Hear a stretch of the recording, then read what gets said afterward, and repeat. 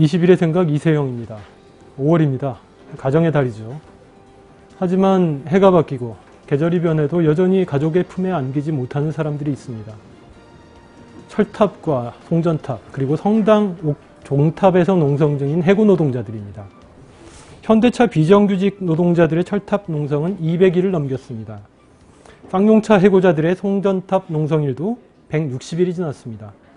재능교육 해고자들의 종탑 생활은 100일을 향해 치닫고 있습니다. 이들은 왜 가족이 있는 땅 위로 귀환하지 못하고 있는 것일까요? 한겨레 20일 사회팀 기자들이 지난주 서울과 울산, 평택의 고공농성 현장을 찾았습니다. 이 자리에 한겨레 20일 사회팀장 이문영 기자 나오셨습니다. 안녕하세요. 네, 안녕하십니까. 네, 방송에는 처음이시죠? 네, 처음입니다. 네, 간단히 자기소개를 좀 부탁드릴게요. 올 3월에 한겨레 신문 편집부에 있다가 올 3월 인사 때 한겨레 21 사회팀장을 맡습니다. 네, 한 달 지내셨죠? 네, 한 달쯤 됐습니다. 어떤가요? 맞습니까? 어렵군요. 알겠습니다. 이번에 기사를 보니까요, 직접 철탑을 오르셨더라고요. 네. 높이가 얼마나 되나요? 철탑의 높이는 한 50m 정도 됩니다. 50m? 네, 현대차, 울산 현대차 제3공장 근처에 있는데요. 높이는 한 50m쯤 되고, 그 위에 천막이 위치한 지점은 한 25m 지점 정도 됩니다. 네. 지금 5월이 되면서 땅 위는 이제 여름처럼 이제 포근해요. 덥기도 하고. 위에는 좀 어떤가요, 상황이? 지난해 겨울이 얼마나 추웠습니까? 네. 그때처럼 아주 혹한이라고 하기는 힘들지만 여전히 위에는 춥습니다. 그러니까 일단 바람의 세기가 다르고요.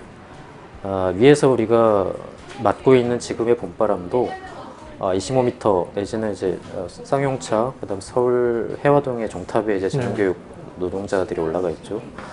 이분들이 위치해 있는 그 25m 내지는 30m 사이, 그 위치에서 부는 바람은 우리가 느끼는 훈풍하고는 차원이 다르고요. 네. 굉장히 강한 바람이 일단 느껴집니다. 한겨울처럼 그래 혹한의 그 칼바람 느낌은 아니지만 굉장히 위험합니다. 일단 바람에 몸이 흔들릴 때도 종종 있고요. 거기에 있는 그 천막이다 이런 것들은 이제 그러니까 현대차 최병승 씨 같은 표현에 의하자면 바람이 한번 세게 불면 지진이 날 것 같은 그렇게 흔들린다고 하고. 철탑 자체가 흔들리기도 하겠어요. 현대차 같은 경우는 옆에 이제 그 기차가 지나갑니다. 네. 기차 선로가 있는데 기차가 지나가게 되면 일단 소리가 상상 이상으로 굉장히 크고요. 기차가 지나가면 일단 철탑 자체가 흔들리고요.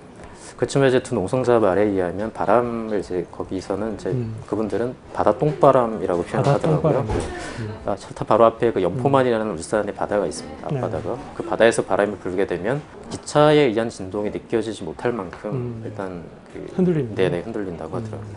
이제 현대차는 200일이 넘어갔죠. 농성이 장기화가 되면서 사람들의 관심이 예전과 같지 않은 건 사실이거든요. 네네. 거기 계신 분들은 어떤 점들을 가장 어려워하시던가요?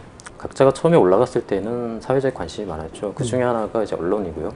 언론에서는 초기에 물론 이제 한겨레를 포함해서 굉장히 자주 또 물론 이제 보도하지 않는 언론사도 있었지만 비교적 자주 그 소식을 전했습니다.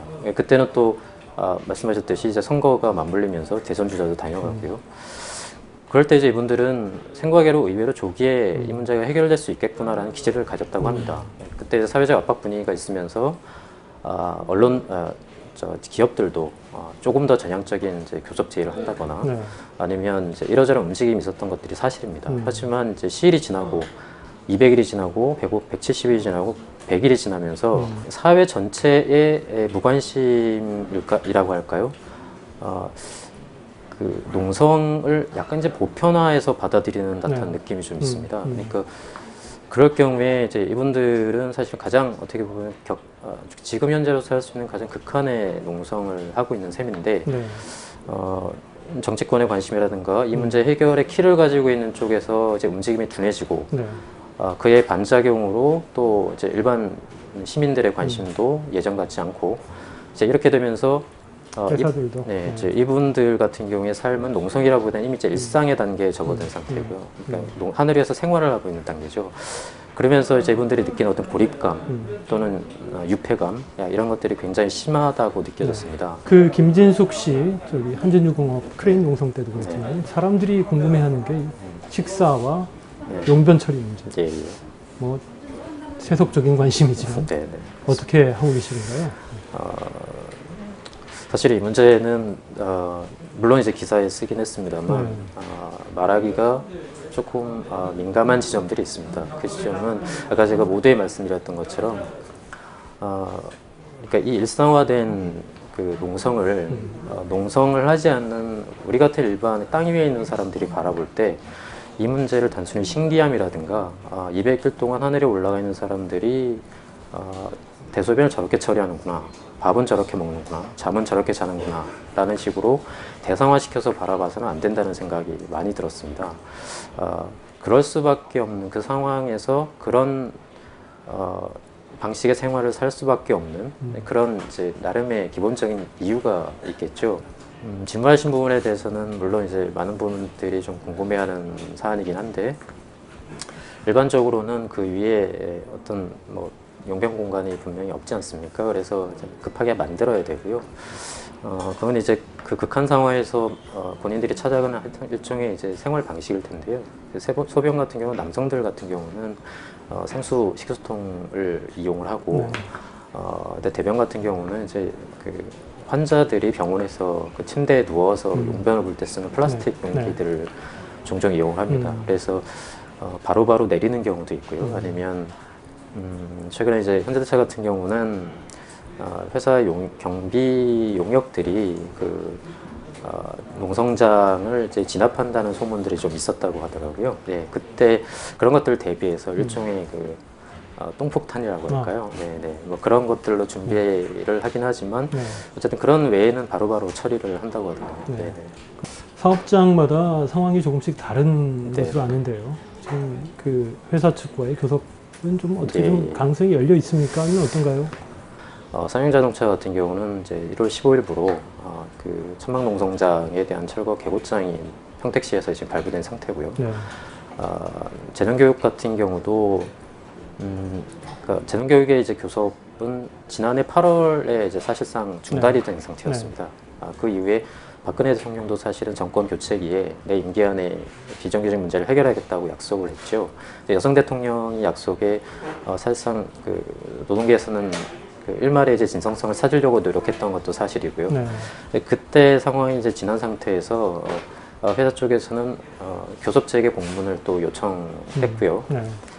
그 상황이 지금 그대로 지속되고 있는 상황입니다. 그러다가 4월 17일과 24일 두 차례 교섭이 있었는데 그간의 양쪽 노사 간의 양쪽에서 가졌던 입장이 변함이 없었기 때문에 일단 현재로서는 공식적으로 결렬이 된 상태입니다. 그러니까 어렵게 한 8개월 만에 재개된 교섭이 사실상은 다시 지금 문이 닫혀버린 셈이죠. 그렇기 때문에 이제 재능노조 같은 경우는 굉장히 지금 그런 부분에 대한 좀 내면적 어려움들이 좀 있어 보였고요. 현대자동차 같은 경우도 대법원 판결이 이제 몇 차례 있었지만 회사 쪽에서는 3,500명 신규 채용, 그러니까 산하청 노동자를 3,500명 선별해서 채용하겠다라는 계획을 지금 강행하고 있는 상황입니다. 그래서 그 와중에 이렇게 상호 간의 입장이 좁혀지지 않는 상황에서 이제 계속 농성은 계속 농성 시일은 계속 가고 있는 거죠. 그 와중에 현대차 촉탁직이 스스로 목숨을 끊었고 기아자동차 노동자도 이제 분신을 하지 않았습니까? 자, 이런 상황이 사실은 위에 올리는 노동자들에게는 굉장히 어려운 상황으로 작용을 하고 있지만 어쨌든 두 사람 같은 경우에 현재 이제 서쪽이 내세우고 있는 그런 안은 받을 수 없다. 취재하시느라고 노력을 굉장히 많이 하셨는데 기사에서 미처 하시지 못한 얘기 중에 좀 전할 말씀이 있으면 마지막으로 해주시죠. 과거에 아주 오래전부터 우리 사회에는 이제 고공농성이라는 극한의 투쟁이 있었죠. 그럼에도 불구하고 그때 진행됐던 고공농성과 지금 진행되고 있는 고공농성에 약간 양상의 차이가 있어 보입니다. 그것이 이제 저희가 한겨레이실 사회팀에서 이 부분을 좀 더 취재를 해보게 된 이유였는데요. 과거에도 계속해서 고공농성이랑 있었지만 그때는 짧게는 며칠, 또 길게는 한두 달 정도의 기간이었던 걸로 기억이 됩니다. 하지만 이번 같은 경우는 굉장히 길어지고 있죠. 기본적으로 100일 단위는 넘어가는 양상이고요. 첫 번째, 고공농성이 굉장히 장기화되고 있다는 점입니다. 근데 이 말은 다시 이야기해서 그만큼 우리 사회가 고공농성이나 극한투쟁, 극한농성 방식에 대해서 무감각해지고 있다는 말이죠. 그러니까 극한투쟁이 보편화될 때 모두가 긴장하지 않는, 더 이상 긴장하지 않고 더 이상 이 농성 방식에 대해서 충격받지 않는 보편화된 방식으로 받아들여질 때 사실은 그런 방법밖에 할 수 없는 사람들의 입장에서는 점점 더 위험한 상황으로 몰려갈 수밖에 없는 상황이고요.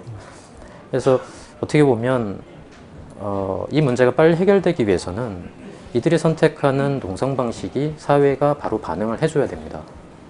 그래서 그 과정에서 최대한 농성 기간이 짧아지는 게 맞겠죠. 그들의 입장에서 본다면.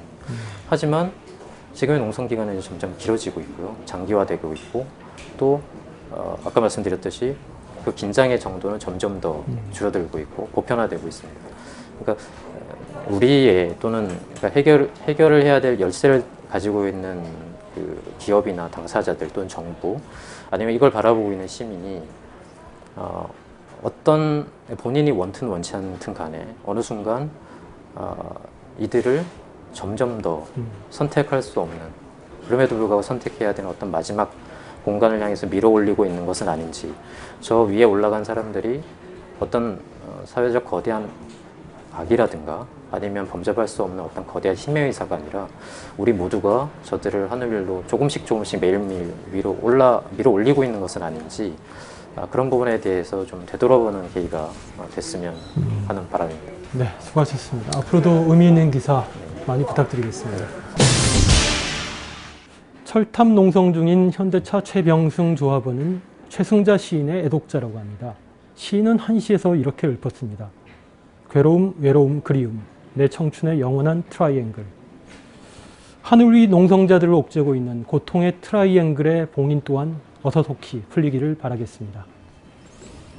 이번 주 한겨레 21에서는 허울뿐인 공시가격제도의 문제점을 짚었습니다. 여러분께서는 재벌 회장집 평당 건물값이 공공임대주택의 표준 건축비에도 미치지 못한다는 사실을 믿으시겠습니까? 하지만 현실이 그렇습니다. 어처구니 없는 현실의 이면에서 작동하는 부동산 공시가격제도의 정치경제학을 짚어봤습니다. 이번 주 특집 기사에서 확인하실 수 있습니다. 20일의 생각, 오늘은 여기까지입니다. 지금까지 진행의 이세영이었습니다.